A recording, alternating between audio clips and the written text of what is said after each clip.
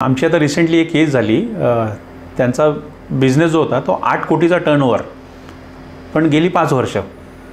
आणि सगळ्यात मोठी अडचण अशी, तो जो ओनर आहे तो बऱ्याचदा रविवारचा पण ऑफिसला जायचा। का तर नाही काही एस्टिमेट वगैरे बनवायचे आहेत, तर ते स्टाफकडून काही ती चूक झाली आहे म्हणून मीच करतो आहे, अजून चूक व्हायला नको म्हणून। तर जवळपास 2 वर्ष आम्ही त्यांना कन्सल्टिंग करतो आहे।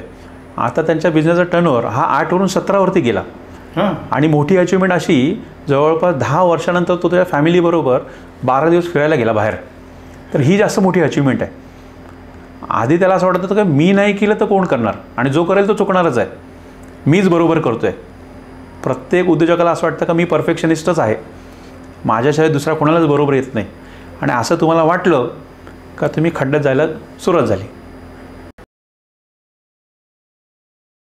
तर अमोलजी, कोणत्याही व्यवसायाची सुरुवात ही आपण स्वतःपासून करतो। अगोदर आपण तो व्यवसाय स्वतः करतो आणि मग हळूहळू तो ग्रो होत जातो।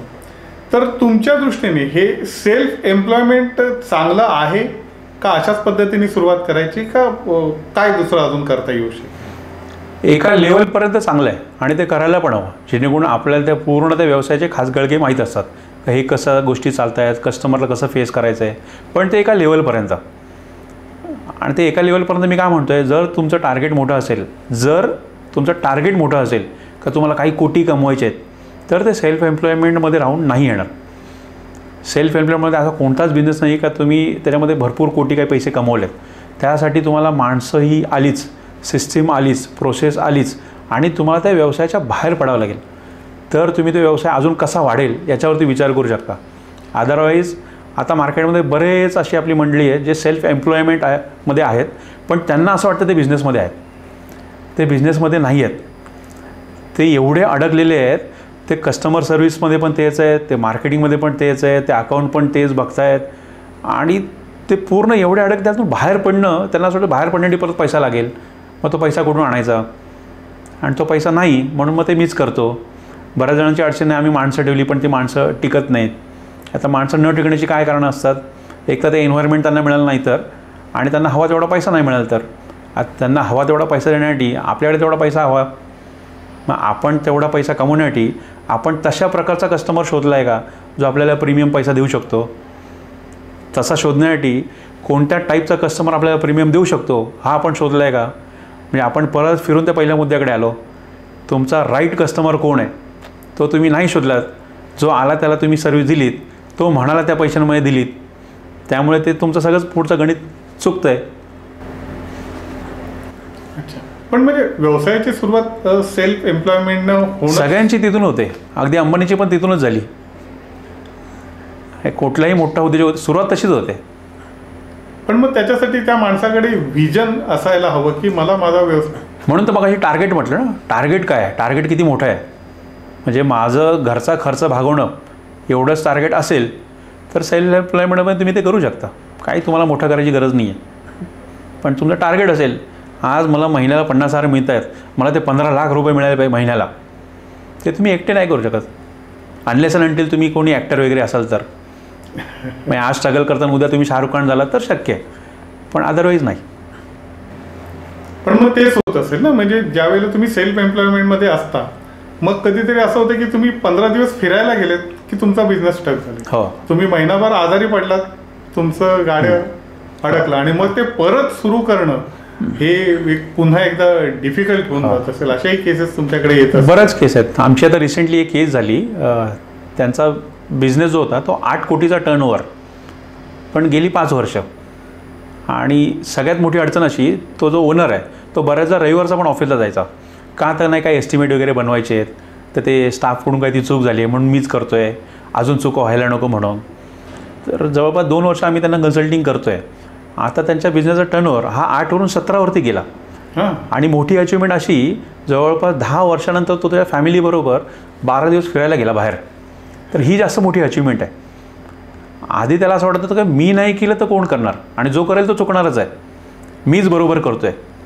प्रत्येक उद्योजकाला असं वाटतं का मी परफेक्शनिस्टच आहे, माझ्याशिवाय दुसरा कोणालाच बरोबर येत नाही।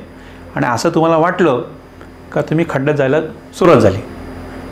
पण मग हा कालावधी कितीचा असायला पाहिजे? म्हणजे सेल्फ एम्प्लॉयमेंट म्हणजे कोणत्याही व्यवसायाची सुरुवात त्या हिशोबानेच होते असं तुम्हीच आता सांगितलं, तर तो कालावधी किती असावा? 1 ते 3 वर्ष, त्याहून जास्त नसावा. 3 वर्ष पण खूप आहे.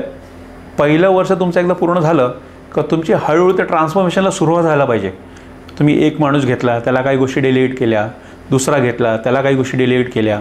माणूस नाही घेते पण तुम्ही एजन्सी आउटसोर्स कामं केली आहेत, पण तुम्हाला प्रत्येक ॲक्टिव्हिटीमधून फ्री राहता आलं पाहिजे, तरच हळू तुम्ही त्या सेल्फ एम्प्लॉयमेंटमधून बाहेर याल. म्हणजे दरवाजा पण उघडायला तुम्ही, गल्ल्यावर पण तुम्ही, असं करून बाहेर येणं इम्पॉसिबल आहे. तुम्हाला लोकांवरती विश्वास ठेवावा लागेल की नाही हा करेल हे काम. प्रत्येकावरती जर डाऊट घेत राहिलात की नाही अरे हा चुकेल, याला जमेल का, तर मग कठीण आहे. आणि मग आपण प्रत्येक ॲक्टिव्हिटीने आपण नाक खुपसणार, नाही ते हे बरोबर नाही झालं, थांब मी असं करून देतो. ज्या गोष्टीत आपल्याला कळत नाही त्यात पण आपण नाक खुपसणार. ही क्वालिटी तुम्ही एक्सपेक्ट करताय आणि तुम्ही देताय, तो प्रत्येक माणसाची तेवढी क्षमता नसते. तुम्ही जरी त्याच्या पद्धतीने कितीही केलं तरी तो तेवढा छान नाही करू शकत. मग अशा वेळी आम्ही आमच्या क्लायंट साईडला काही ठिकाणी असं बघितलं आहे, ओनर जी क्वालिटी देत होता त्याच्याहून सुपिरियर क्वालिटी त्याचा तो माणूस देतो आहे आता.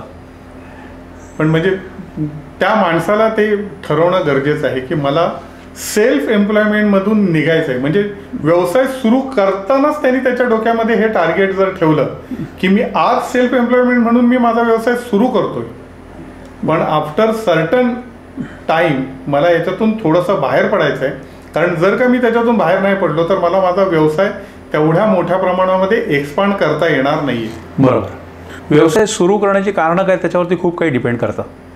म्हणजे तुम्ही फक्त बॉसवरती रागावून तुम्ही व्यवसायात आला असेल तर मग ह्या गोष्टी सेट व्हायला खूप वेळ लागतो. म्हणजे बिझनेसचं टार्गेट वगैरे ह्या वेळ लागतो. पण काहींचं ना खूप आधीच सेट असतं, तर मला ना असं एवढे कमी पैसे नको आहेत, मला असा भरपूर पैसा हवा आहे, पण तो जॉबमध्ये मला मिळत नाही आहे. सो तो व्यवसायात येतानाच मग पूर्ण प्लॅनिंग करून येतो. नाही मी पहिल्या वर्षी हे करणार, दुसऱ्या वर्षी हे करणार, तिसऱ्या वर्षी असं करणार, मग मला 5व्या वर्षी एवढा पैसा मिळणार. सो त्याच्या डोक्यामध्ये ते सिस्टीम आधीच तयार असते.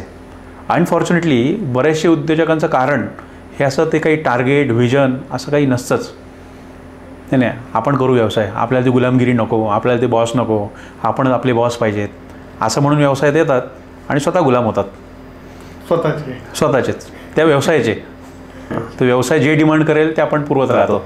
पण कोणताही व्यवसाय नॉर्मली असं म्हणतात की सेट होण्यासाठी साधारणपणे तुम्ही 3 वर्ष तरी किमान त्याच्यामध्ये असायला हवे. तर हे खरं आहे ठोकताळा काय एक जनरल कॉन्सेप्ट तयार केलेला आहे? नाही, आता त्याच्यामध्ये प्रत्येकाने अर्थ वेगळा घेतला आहे त्याचा. बऱ्याच जणांचं म्हणणं असं आहे 3 वर्ष समजा आपण टिकून राहिलो म्हणजे मग आपला बिझनेस टिकणार. पण त्या 3 वर्षामध्ये समजा प्रॉफिटच होत नसेल तर मग तो टिकेल का बंद पडेल? उलट तो लॉस अजून वाढवत जाईल. तर त्या 3 वर्षामध्ये तुमचा मार्जिनने का होईना पण हळूहळू बिझनेस ग्रो झालेला पाहिजे. हे पहिल्या वर्षी भले तुम्ही महिन्याला 10,000 रुपये कमवलेत, पण दुसऱ्या वर्षात ते 10चे कमीत कमी 15 तरी व्हायला पाहिजेत. असा करून तो 3 वर्ष टिकला तर मग पुढे टिकला. पण पहिल्या वर्षी लॉस झाला म्हणून इकडून तिकडून लोन घेतले आणि दुसऱ्या वर्षी कसाबसा खेचला तरी नाही मॅनेज झालं, मग अजून काही लोन घेतले आणि तिसऱ्या वर्षी परत खेचला, तर मग तो टर्मप्रमाणे ते 3 वर्ष झाले ना, मग पुढे ते टिकायला पाहिजे, पण तो नाही टिकत ना अशाने. तो असं आहे अमोल जे की सेल्फ एम्प्लॉयमेंटनी मी माझा व्यवसायाला सुरुवात केली आणि आता मी माझा बऱ्यापैकी जम बसलेला आहे. माझे कस्टमर एक फिक्स झालेले आहेत जे महिन्याच्या महिन्याला मला त्यांना सर्व्हिस द्यायची आणि एक छान पद्धतीने मला माझे पैसे मिळत आहेत.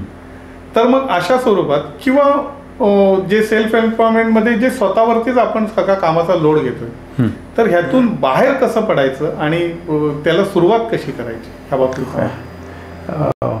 फार सोपं आहे तसं म्हणायला गेलं तर, आणि तसं कठीण पण आहे. तुम्ही आता जेवढी काही कामं करताय दिवसभरामध्ये तुमच्या व्यवसायासाठी, आपण उदाहरण म्हणून असं घेऊया, तुम्ही आता मार्केटिंगसाठी काही गोष्टी करताय तुम्हीच, तर त्याच्यामध्ये एक्झॅक्टली तुम्ही काय करताय हे तुम्हाला लिहून काढायचं आहे. आज मी मार्केटिंगसाठी ह्या गोष्टी केल्या, लिहून काढायच्यामध्ये ती प्रोसेस लिहून काढायची आहे आणि ही प्रोसेस तुम्हाला दुसऱ्या कोणाला तरी सांगायची करायला. हे बघ हे असं आहे, हे कर. आपली अडचण काय होते, आपण जेव्हा ते कामं डेलिगेट करायला जातो ना, आपण फक्त ते एका लाईनमध्ये डेलिगेट करतो. नाही एक काम कर, हे पासून सोशल मीडिया वगैरे नाही, ते उद्यापासून तू बघ आपल्या कंपनीचं. बघ म्हणजे काय ते माहितीच नाही त्याला. मग तो थोडासा काहीतरी चुकतो आठवड्याभरात, आपण त्याला काहीतरी बडबडतो, अरे काय तुला सांगितलं ते बरोबर नाही केलं, तो नाही मला ते कळलं नाही. आपण परत अजून अर्धवट इन्फॉर्मेशन देतो, कारण तुला तर माहिती ना 3 आपल्याला पोस्ट टाकायच्या असतात, त्या टाकत जा, एवढंच करायचं आहे. परत त्या 3 पोस्ट कशा प्रकारच्या, कधी टाकायच्या आहेत, कोणत्या वेळेत टाकायच्या आहेत, कुठल्या ग्रुपमध्ये, काही इन्फॉर्मेशन नाही. का तर आपल्या सगळ्या डोक्यात आहेत. सो हे सगळं जर तुम्ही जर पेपरवरती आणलं आणि तो पेपर जर समोरच्याला दिलात, चुका होण्याचे चान्सेस फार कमी होतात ना, कारण त्याला ते बघून फॉलो करायचं आहे. मला अपेक्षाच नाही का त्याने त्याचं डोकं चालवावं.